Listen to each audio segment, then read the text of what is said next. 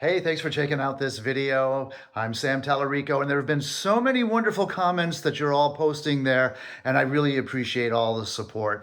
I thought, since some of you probably have come to the Other Son of Bobby Darin party late, that I would put together this Other Son of Bobby Darin 101 basic primer for those of you who might not know the details of my story. For those of you who do know it in detail, a lot of this at the beginning will be very repetitious, but at the very end, I'm going to share something with you that I have not shared with very many people at all. First, right off the bat, what makes you think, Sam Tallarico, that Bobby Darin is your biological father? Well, the simple answer to that is in 2009, as an adult adoptee, I wanted to tell my birth mother, hey, if you're still out there, thank you for giving me up. I had a wonderful life.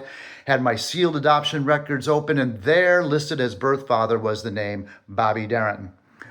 Who is your birth mother then? Well, she was a waitress. Her name was Lillian Sweet. Apparently, Bobby Darin, when he was performing in the Detroit area, used to go into the place where she worked. That's according to my biological mother's surviving relatives who I've spoken with. My birth mother, Lillian, passed away in 1989, so I never got a chance to meet her or talk with her directly, sadly enough. So what did you do to get confirmation on this? Well, I tried everything. I tried making contacts with people who were still alive that knew Bobby Darin back in the day, with Bobby Darin's surviving relatives. I joined Facebook Bobby Darin fan pages, hoping that somebody would lead me to all this evidence that I had so far to conclude once and for all that I was the biological son of Bobby Darin, and nothing really panned out there. So did you ever get in touch with Dodd Darin? And the answer is yes. I managed to hunt down his physical home address. And this was about a year and a half or so after my discovery. And I was only wanting to send this once. I was absolutely sure that he could be assured that I was not seeking anything financially, nothing monetarily. I managed to get a copy of Bobby Darin's will. It says expressly right there, Dodd Darin and another charity for heart research were the only two beneficiaries. It specifically even stated that no other children, if there happen to be any, are entitled to anything. I'm like, yeah. Plus, the adoption laws are very clear in the United States. Once you become legally adopted, those adoptive parents, that is your family. You are not entitled legally to anything that blood-related you might think you're entitled to. So he had nothing to worry about there. Sent this letter out, and 2 weeks later, I get a response from his attorney saying that they wished me well, but if I was to ever try to make contact with Mr. Darin or his immediate family, that I would be slapped with charges of harassment. So that didn't feel too good. So I didn't get DNA confirmation? Well, no, not from Dodd Darin. We go to now 2017. I had recently signed up with Ancestry.com and 23andMe.com online DNA testing websites. And in 2017, a DNA match to Bobby Darin's fourth cousin, verified, popped up. The third cousin, this person's father, was also on the site. And so that was my biological tie to a Bobby Darin relative. And then in 2018, an even stronger match, Bobby Darin's half-brother's daughter turns out to be a second cousin, probable. I mean, these are all probabilities.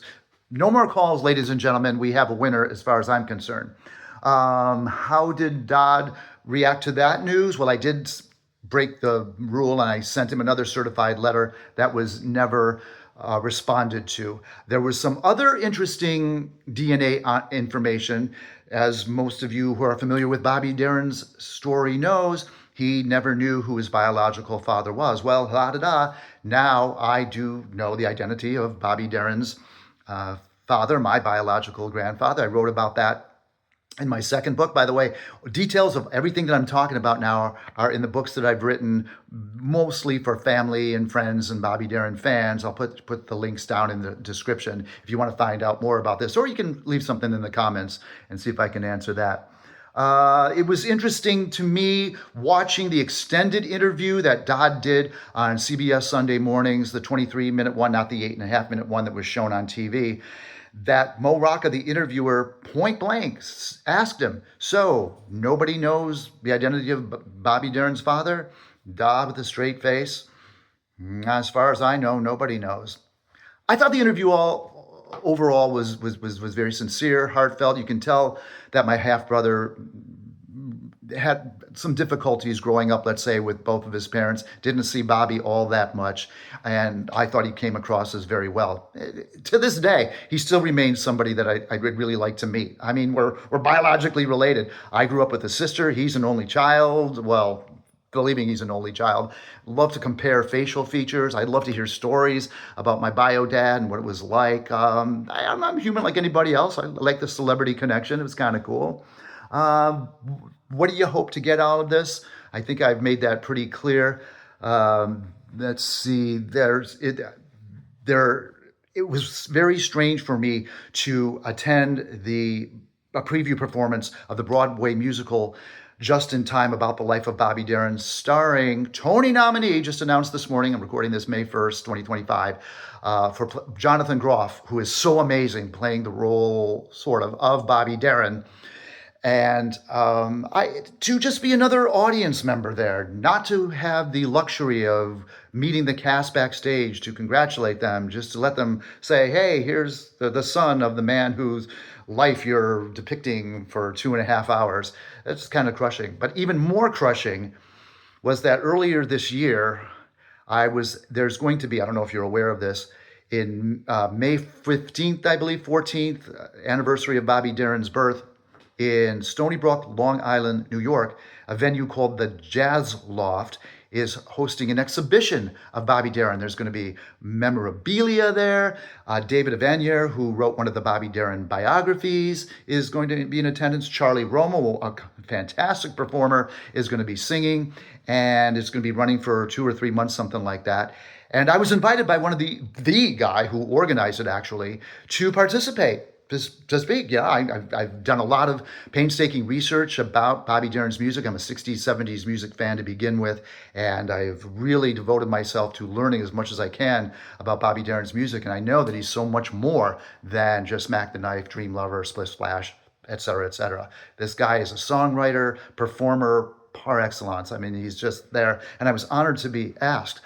And then a couple of months later, I get a follow-up email, and you have to make travel arrangements and all that kind of stuff. "Sorry, Sam, the estate has said they will pull out any connection to the exhibit if you're in any way involved, as well as will two of the donors of some of this Bobby Darin memorabilia. So sorry, you won't be able to participate." So that was a pretty crushing blow. That was pretty difficult to hear, as you might imagine. What's also puzzling to me is that how in that interview, and when Dodd Darin does make a public appearance, it's always brought up about the big family secret, which is a part of the Broadway musical, part of Bobby Darin's legacy, about the family secret. I'm not going to reveal it here, no spoilers, because there were people in the audience of the musical that loudly gasped, obviously don't know the family secret that Polly and Nina kept. So I'm not going to spoil it here, but suffice it to say, this family secret has been acknowledged, and Dodd Darin even said that, "Oh, Bobby, my father, was devastated by this. He went into isolation for about a year." I'm here to suggest that it's not only possibly just the revelation about Polly and Nina. Maybe Nina really did know who Bobby Darin's biological father was and what happened to him, just like I was able to find out. And hey, if I was able to find out, I'm sure he can find out as well.